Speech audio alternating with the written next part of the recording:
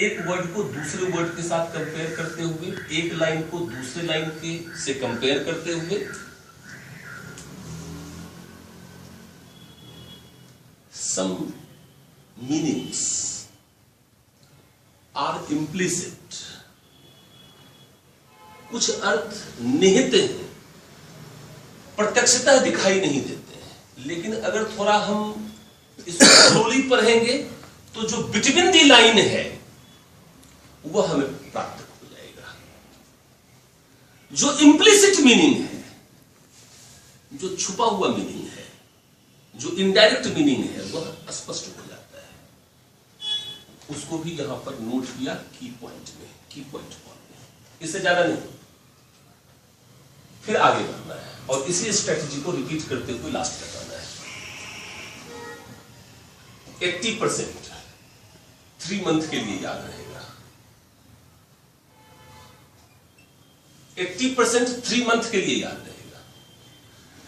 3 month में इसको revise करना, इस पूरे को रिवाइज मत करना, सोचना जरा मैं क्या कह रहा हूं। रिवाइज इसको मत करना, पूरे बुक्स को रिवाइज इसकी करना, और इसकी पॉइंट के बेसिस पर एक नोट्स हम बनाते हैं। एक तो नोट्स हमने बनाया टॉपिक एंड सब टॉपिक वाइज, ये ऐसे बना नोट्स। एक नोट्स जब ये पूरा का पूरा टॉपिक पूरा हो गया तब एक पेज में एक नोट्स बनाया जिसपे टॉपिक को सेंटर में हमने डाला, उसके सब टॉपिक को कुछ इस तरीके से हमने डाला है। अगर कोई पॉइंट है तो 1 2 3 1 2 3 को की पॉइंट में डाला। मेरी बात को समझिएगा, जब रिवाइज करेंगे तो पहले इसको रिवाइज करेंगे। अगर सपोज कीजिए कि पॉइंट नंबर 2 हमारा क्लियर नहीं हुआ, देखिए इसको टाइम मैनेजमेंट भी करते हैं, क्योंकि टाइम से ज्यादा प्रीशियस कोई रिसोर्स नहीं हुआ। Time is most precious resource. हम पूरी किताब को क्यों पढ़ेंगे दोबारा? हमने अपने नोट्स को रिवाइज किया, पॉइंट नंबर 2 क्लियर नहीं है, पॉइंट नंबर 2 को एक जो दूसरा हमारा थोड़ा डिटेल नोट से है की पॉइंट में, उससे क्लियर किया। अगर वहां से भी क्लियर नहीं हुआ तो हम यहां पर जाकर क्लियर करेंगे इसको। इंजीनियरिंग में आपको सबसे पहले यह पता करना है कि डिफिकल्टीज कहां है, प्रॉब्लम कहां है, एग्जैक्टली वहीं पर जाकर के करेक्ट करना है। बट जो हम लोग आर्ट्स को पढ़ने वाले लोग होते हैं, और जब इंजीनियर्स भी आर्ट्स को पढ़ते हैं तो वो भी आर्ट्स के तरीके से पढ़ते हैं, और वो क्या करते हैं, पूरी बुक्स को फिर से रिवाइज मार देते हैं। नहीं, पूरी बुक्स को फिर से रिवाइज नहीं करना है, रिवाइज इसके अनुसार करना है। अगर आवश्यक हुआ तो उस पॉइंट पर जाकर के क्लियर करेंगे। सपोज कि आर्टिकल 14 क्लियर नहीं है, आर्टिकल 14 को क्लियर किया, बट आर्टिकल 17 क्लियर है तो हमने रिवाइज नहीं किया। इससे आप अपने टाइम को सेव करते हैं और उस टाइम को आप दूसरी जगह यूटिलाइज करते हैं। तो 3 मंथ के बाद आप सिर्फ इस तरह से रिवीजन रिक्वायर्ड करते हैं। अगर एक रिवीजन आपने फिर कर लिया तो अगला 3 महीना फिर बाउंड हो गया यह नॉलेज आपके साथ। फिर अगले 3 महीने में इसको रिवाइज किया तो यह इसी तरीके से चलता रहेगा, और 3-4 बार के बाद आपको रिवाइज करने की जरूरत ही नहीं पड़ेगी। वो ऑलरेडी जो नॉलेज है, जो फैक्ट एंड फिगर से है, वह आप में इंपार्ट हो जाता है, वह इनकलकेट हो जाता है। वह जो नॉलेज है फिर किताबों का नॉलेज नहीं रह जाता है, वह आपके ब्रेन का नॉलेज बन जाता है। मेरे कहने का मतलब यह है कि कॉन्शियस ब्रेन और सबकॉन्शियस ब्रेन के बीच एक डायरेक्ट रिलेशन एस्टेब्लिश हो जाता है। कॉन्शियस ब्रेन का जो इंफॉर्मेशन है वह अनकॉन्शियस ब्रेन में चला जाता है, और अनकॉन्शियस ब्रेन और कॉन्शियस ब्रेन के बीच एक डायरेक्ट लिंक एस्टेब्लिश हो जाता है। आप कभी नहीं भूलते। ठीक बात है, मेरी बात को समझ रहे हैं आप? तो how you have to study, how you have to read, उसको समझ के रखिएगा और इसको अकॉर्डिंगली यूज कीजिएगा। लेकिन आपने टॉपिक को स्टार्ट करना था फंडामेंटल राइट, तो हम क्यों पढ़ना शुरू कर दें सीधे सीधे? फ्लैट तरीका तो यही है ना कि फ्लैट तरीके से हमने पढ़ना शुरू कर दिया, तो हम क्यों नहीं 5 मिनट थोड़ा सोच लें before reading? Try to think, try to raise some questions, some logical questions, because we are educated. हम लोग एजुकेटेड है ना, हम इंटेलेक्चुअल हैं, तो हमें फंडामेंटल राइट पढ़ना है। हम कुछ क्वेश्चंस को यहां पर रेज करते हैं और अकॉर्डिंगली जब हम इसको पढ़ेंगे तो हम प्रयास करेंगे कि इस क्वेश्चन का आंसर हमें मिलना चाहिए। क्वेश्चंस कैसे करने हैं? तो बिल्कुल घबराने की जरूरत नहीं है, बिल्कुल like a child. What do you mean by rights? Different types of right, different concepts of right. सिर्फ हम प्रश्न उठा रहे हैं। पापा वह क्या है? चांद है। वह वहां पर क्यों है? प्रश्न उठाओ, logically raise some question before reading. Logically raise some questions, raise some logical opinions, aspects, different point of view,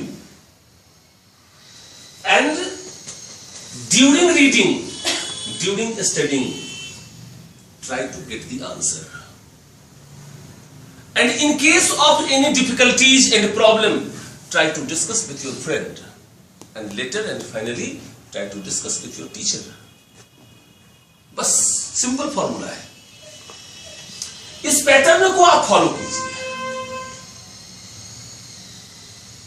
definitely fundamental right पर जो आपका ट्रीटमेंट होगा वह यूनिक होगा। डेफिनेटली जो आपका कॉन्सेप्ट होगा वह डिफरेंट होगा, because materials are not different, content are not different, we are responsible to make it different. हमें वो डिफरेंस क्रिएट करना है। मटेरियल डिफरेंट नहीं होगा, कंटेंट डिफरेंट नहीं होगा, बट उसका डिफरेंट ट्रीटमेंट होगा। उस डिफरेंट ट्रीटमेंट के साथ हमें आगे बढ़ना है। इतनी बातें स्पष्ट हुई?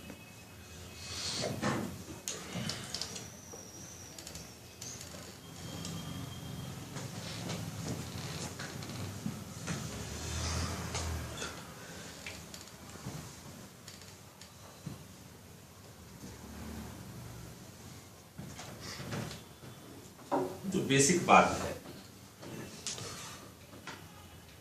इतनी चीजों के बावजूद, इतनी चीजें अगर आप कर लेते हैं तो डेफिनेटली इस एग्जामिनेशन के 3 स्टेज हैं।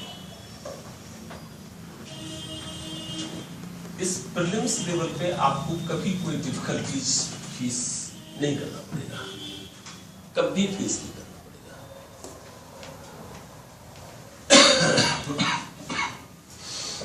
अब आप आइए मेंस लेवल पर, और मेंस लेवल का जो एग्जामिनेशन है यह 2 भागों में बटा हुआ है, रिटन टेस्ट एंड इंटरव्यू। ये आप लोगों को मालूम है कि नहीं? सिविल सर्विसेज एग्जामिनेशन के 2 ही स्टेज हैं basically, prelims and mains. Mains के 2 स्टेज हैं, रिटन टेस्ट एंड इंटरव्यू। इसलिए दोनों का मार्क्स ऐड करके फाइनल रैंक दिया जाता है। यह जो रिटन टेस्ट है, सबसे अधिक फोकस पूरी तैयारी में आपको यहीं पर करना है, सबसे ज्यादा फोकस।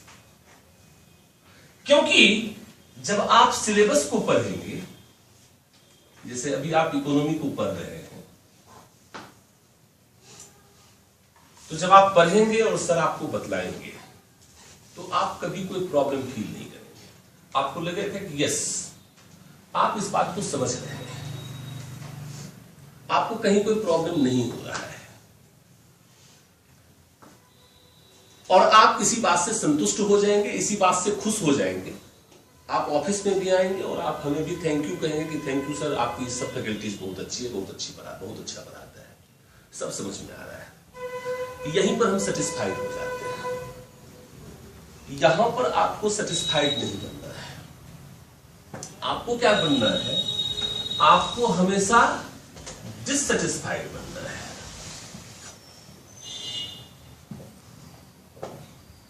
आपको हमेशा असंतुष्ट रहना है। लेकिन असंतुष्ट रहने का मतलब यह नहीं है कि पता चले कि आप गुरुकुल की शिकायत करने लगे। मतलब उसमें हमारी कोई भूमिका नहीं, मतलब आपकी भूमिका है, आप असंतुष्ट बनिए। क्योंकि सिलेबस को समझना, सिर्फ कुछ सिलेबस को आप अंडरस्टैंड कर रहे हैं, ये कोई भी बड़ी बात नहीं है, सभी लोग समझते हैं। इसमें कहीं कोई यूनिकनेस नहीं है। यूनिकनेस यह है कि इस सिलेबस के अकॉर्डिंग जब क्वेश्चन आपसे पूछा गया, यूपीएससी मेंस के क्वेश्चंस को बराबर आप देखिए, किसी भी टॉपिक में प्रीवियस ईयर में पूछे गए क्वेश्चंस को देखिए और अपने आप से यह पूछिए,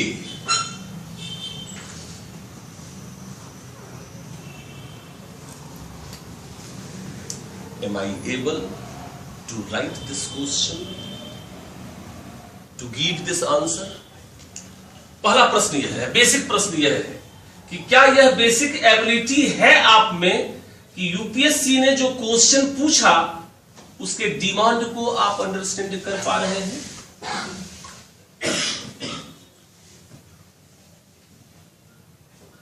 एक तो यहीं पर प्रॉब्लम फील होगा, एक तो यहीं पर प्रॉब्लम फील होने लगेगा। जब पढ़ रहे थे तो सारी बात समझ में आ रही थी, लेकिन जैसे ही क्वेश्चन देखा तो कुछ भी समझ में नहीं आ रहा है। एक तो यहीं पर प्रॉब्लम फील होगा। लेकिन सपोज मान लीजिए कि आप डिमांड को समझ पा रहे हैं, तो क्या कैन यू राइट दिस? क्या आप इसे लिख सकते हैं? फिर यहां पर ज्यादा प्रॉब्लम फील होगा।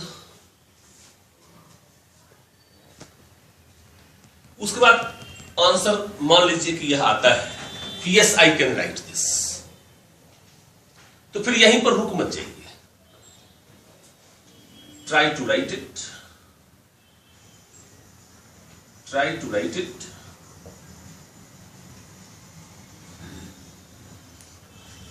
और जब आपने राइट किया तो क्या आपने यह सोचा राइट करने के दौरान कि how can I start this question, this answer in best possible manner, in excellent manner?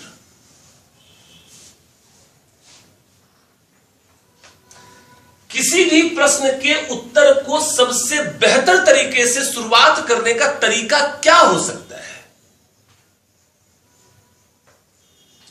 पहले सोचिएगा फिर लिखिएगा। क्या आपको यह स्पष्ट है इस क्वेश्चन में कि इस क्वेश्चन का बॉडी क्या होगा, मेन बॉडी क्या होगा? क्या यह स्पष्ट है? और यदि यह स्पष्ट है कि बॉडी क्या होगा, तो how can you present your answer in A excellent manner? That means कहां पर डायग्राम को इनपुट करना है, कहां पर फ्लो चार्ट को पुट करना है, कहां पर मैथ को यूज करना है, इनोवेशंस। मैं क्या कहना चाहता हूं, जरा उस बात पर ध्यान दीजिए। डोंट थिंक सिंपल,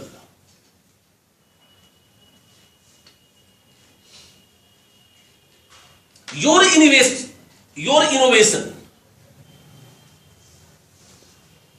आपकी मौलिकता, एक नए तरीके से प्रेजेंटेशन, क्रिएटिव तरीके से प्रेजेंटेशन, दूसरों से आपको बिल्कुल भिन्न बनाएगा। और फिर एट्रैक्टिव बिगिनिंग, एट्रैक्टिव एंडिंग। जितना आकर्षक शुरुआत किया उतना ही आकर्षक अंत सोच करके बतलाइएगा। दैट मीन्स मैं यह कहना चाहता हूं कि किसी भी टॉपिक को पढ़ने के बाद ना सिर्फ यूपीएससी के प्रीवियस ईयर क्वेश्चंस को बल्कि और भी एक्सपेक्टेड क्वेश्चंस को, क्वेश्चन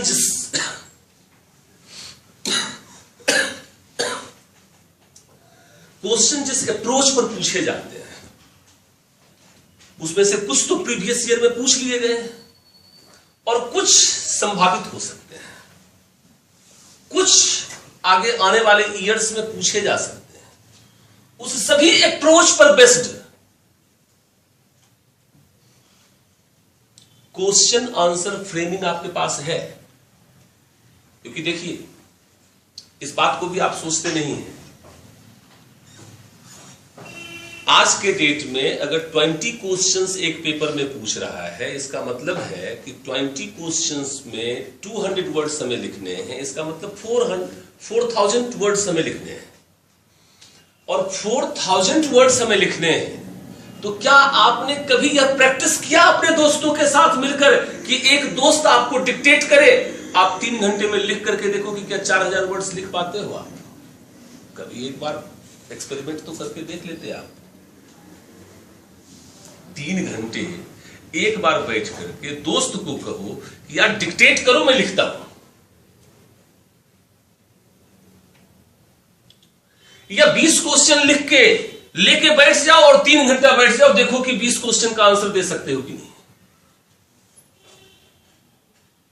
आपके पास सोचने के लिए वक्त वहां पर नहीं होगा। इसीलिए एक क्वेश्चन आंसर फॉर्मेट आपके पास होना चाहिए और वह क्वेश्चन आंसर फॉर्मेट आइडियल होना चाहिए। आप ये मत सोचिए कि यस आप क्वेश्चन को समझ रहे हैं, यस आप इसके डिमांड को समझ रहे हैं, यस आप इसको लिख सकते हैं। लिखना इस तरीके से है कि एम यह है कि मैक्सिमम मार्क्स को हम गेन कर सकें, क्योंकि तभी हम रैंक 1 तक जा सकेंगे, तभी हम टॉप रैंक को सिक्योर कर सकेंगे, जो हमारा एम है। तो अगर यह बात आप सोच भर लेते हैं और कर भर लेते हैं तो डेफिनेटली आप दूसरों से अलग हैं। आप एक रोल मॉडल बनने जा रहे हैं। जब मैंने शुरू में क्लास में जब मैं आया और जब मैंने आपको कहा कि लाखों लोगों के लीव्स को कल को आप चेंज करेंगे, इसका मतलब है कि आप रोल मॉडल है ना। तो क्या आपका प्रिपरेशन, क्या आपके प्रिपरेशन की स्ट्रेटेजी, क्या प्लानिंग, क्या आपका एफर्ट आपको रोल मॉडल बना रहा है? क्या आप उसी तरीके से काम कर पा रहे हैं? क्या अगर आज के डेट में हम ऑब्जर्वेशन करना शुरू करें आपके प्रिपरेशन को, तो क्या आप सिविल सर्विसेज एस्पिरेंट को जो 5 लाख लोग प्रिपरेशन कर रहे हैं, क्या आप उसका रोल मॉडल बन सकते हैं? Try to ask this question. Daily इस प्रश्न को पूछना एक बार कि क्या हमारा प्रिपरेशन 5 लाख लोगों के लिए रोल मॉडल बन सकता है?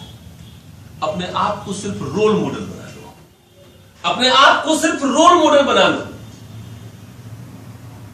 Again I want to share my point of view that success is bound to come, there is no doubt about it, but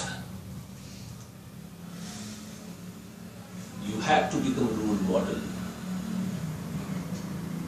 Then you become the real role model of this country as administrator.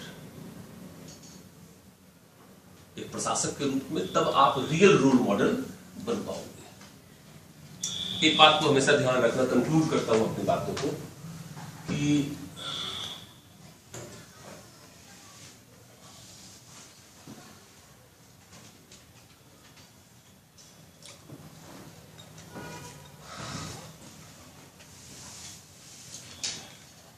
आज और अभी हमारा जो present state है, मतलब हमारी जो वर्तमान अवस्था है,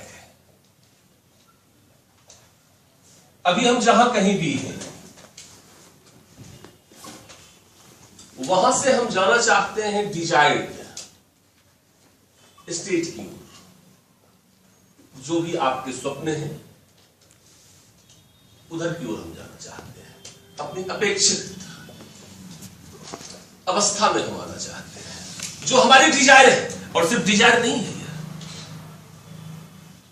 यह जो डिजायर है हमारा आपका दोनों का ही, यह सिर्फ डिजायर नहीं है, यह सिर्फ इच्छा नहीं है। न सिर्फ मेरी इच्छा का सवाल है, न सिर्फ आपकी इच्छा का सवाल है, बल्कि आप अगर इस बात को नहीं जानते हैं तो आप इस बात को जानिए कि यह जो आपका डिजायर है, इस डिजायर को फुलफिल करने की फुल कैपेसिटी आप में है। अगर आपको नहीं मालूम है तो मैं आपको बतला देना चाहता हूं।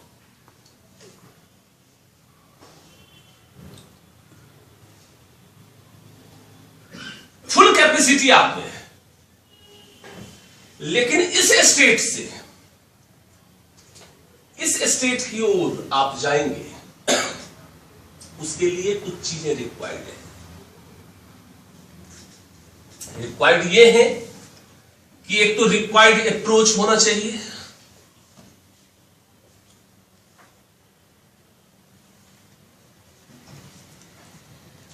रिक्वायर्ड यह है कि आप इस बात को समझें कि कोई भी फिक्स फॉर्मूला नहीं है सिविल सर्विसेज को क्रैक करने का। अगर आपने यह सोचा है कि आज की क्लास में मैं आपको कोई सफलता का रहस्य शेयर करने जा रहा हूं, तो बिल्कुल गलत बात है। हमारा प्रयास सिर्फ यह है कि आप अपनी योग्यता को समझें, अपने प्रयासों में जो कमियां हैं उसको सुधारें और आप आगे बढ़ें। मैंने एक कोटेशन आपके लिए नोट किया है कि सफल होने के लिए कोई रहस्य नहीं है, सफल होने के लिए कोई रहस्य नहीं है। सफलता तैयारी, कठिन परिश्रम तथा असफलता से सबक सीखने का परिणाम है। मैं एक बार फिर से रिपीट करता हूं, सफल होने के लिए कोई रहस्य नहीं है। सफलता तैयारी, कठिन परिश्रम तथा असफलता से सबक सीखने का परिणाम है। मैं आपको सिर्फ सावधान करने के लिए आया हूं। अच्छा, मैं आपको डराना भी नहीं चाह रहा हूं। ऐसा नहीं है कि पता चले कि आप डर जाएं आज। मैं आपको डराना नहीं चाह रहा हूं, मैं तो सिर्फ आपको एक बात कहना चाह रहा हूं। कौन कहता है कि आसमान में छेद नहीं हो सकता? एक कंकर जरा तबीयत से उछालो तो यारो, एक प्रयास तो करो। आज जो लेसन आपने लिया, अगर उसको इस कान से आपने सुना और उस कान से आपने बाहर कर दिया, अगर आपने इसको इंप्लीमेंटेशन लेवल पर नहीं लाया तो कोई फायदा थोड़ी है। तो रिक्वायर्ड अप्रोच होना चाहिए। रिक्वायर्ड रिसोर्स क्या है, यह आपको जानकारी होना चाहिए। रिक्वायर्ड एटीट्यूड क्या होना चाहिए, रिक्वायर्ड एप्टीट्यूड क्या होना चाहिए।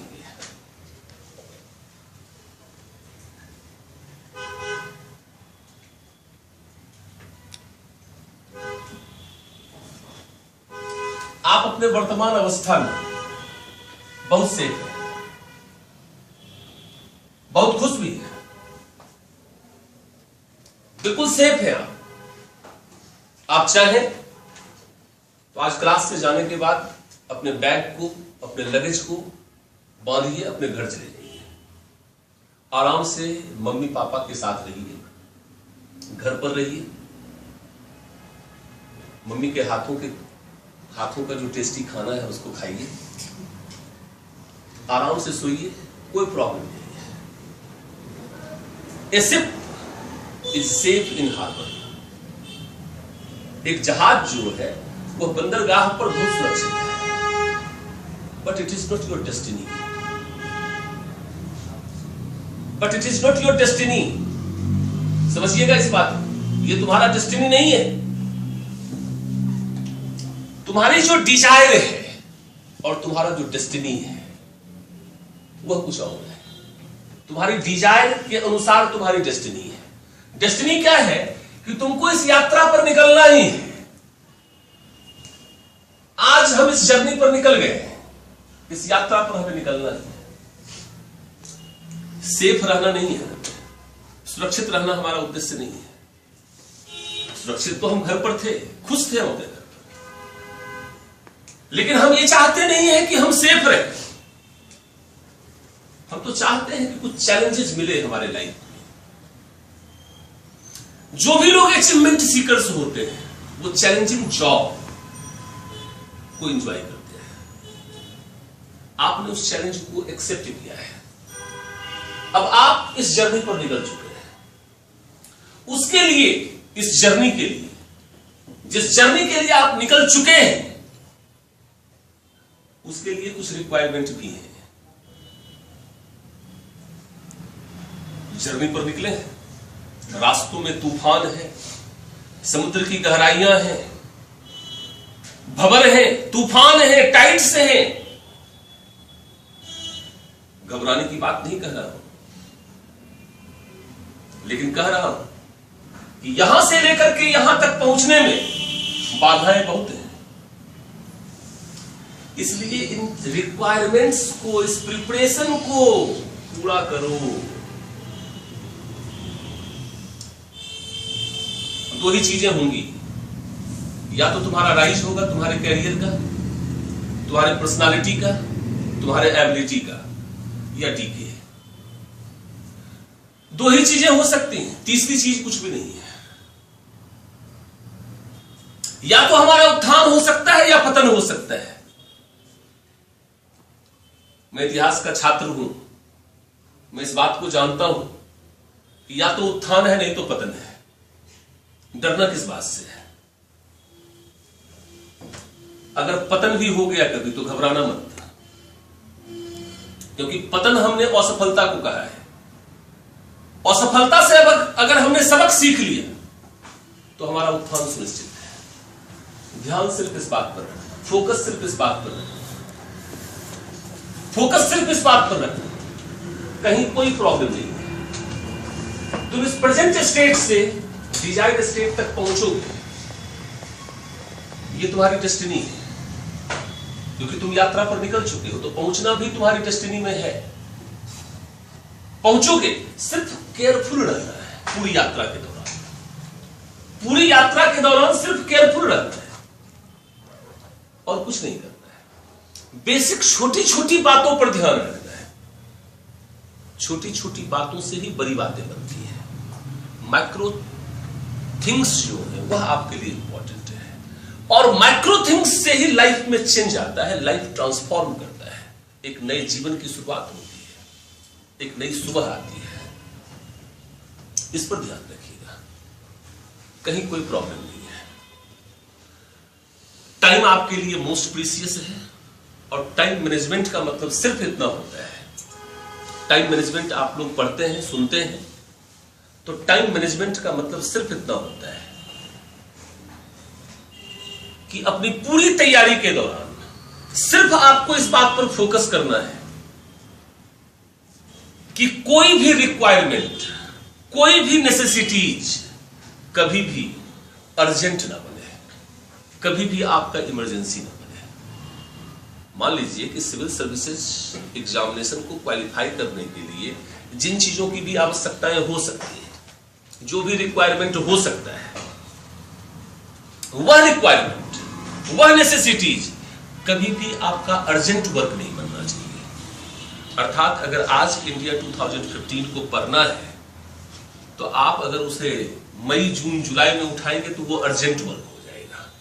तो टाइम रहते ही जो भी रिक्वायरमेंट्स हैं सिविल सर्विसेज प्रिपरेशन की, उस रिक्वायरमेंट्स को पूरा कर दो।